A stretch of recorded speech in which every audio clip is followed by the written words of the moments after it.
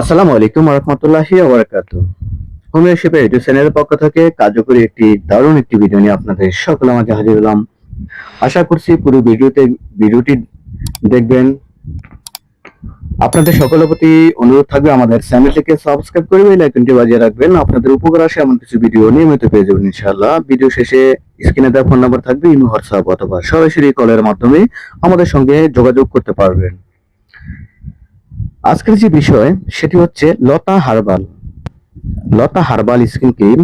লতা herbal এটি মূলত night cream নামে পরিচিত। লতা হার্বাল একটি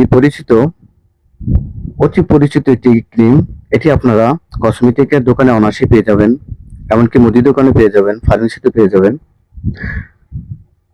আজকে মূলত লতা হার্বালের কিছু ভালো দিক এবং মন্দ দিক সম্পর্কে তুলে ধরবো। অবশ্যই আপনারা এই ক্রিমটি যারা ব্যবহার করছেন, আপনাদের পূর্ব অভিজ্ঞতা থাকলে আপনাদের অভিজ্ঞতা কমেন্ট বক্সে অবশ্যই শেয়ার করবেন, যাতে করে অন্যরা এই বিষয়গুলো জানতে পারে। লতা হার্বাল এটি নিয়মিত ব্যবহার করলে কালো থেকে ফর্সা হয়ে যায়, অর্থাৎ এটি একটি ফর্সা হওয়ার ক্রিম। তার পাশাপাশি মুখের মেস্তা, কালো দাগ থাকলে এটি দূর হয়ে যাবে। তবে এর মন্দ দিক হচ্ছে, আপনারা যারা যেই জায়গা থেকে শুরু করছেন, আপনারা যারা কালো ছিলেন, এটি ব্যবহার করে পরে ফর্সা হয়েছে, এটি যদি বন্ধ করে দেন ব্যবহার করা, তাহলে আপনার সেই কালোই থেকে যাবেন। মাঝখান থেকে আপনাদের যা ক্ষতি হতে পারে, স্কিনের ক্যান্সার হতে পারে, স্কিনের নানান ধরনের রোগ হতে পারে। যাদের মুখের কালো দাগ রয়েছে, কালো দাগের জন্য যদি এটি ব্যবহার করেন, আপনাদের মুখে কালো দাগ চলে যাবে ঠিকই, কিন্তু ব্যবহার করা বন্ধ করে দিলে আবার যে কালো দাগ ছিল সেই কালো দাগই আবার পুনরায় ফিরে আসবে।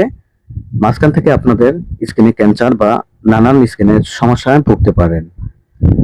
যাদের মুখের মেস্তা রয়েছে, মেস্তা তো চলে যাবে এটি ব্যবহার করলে, পরবর্তীতে ব্যবহার করা বন্ধ করে দিলে আপনাদের মেস্তা পুনরায় আবারও চলে আসবে।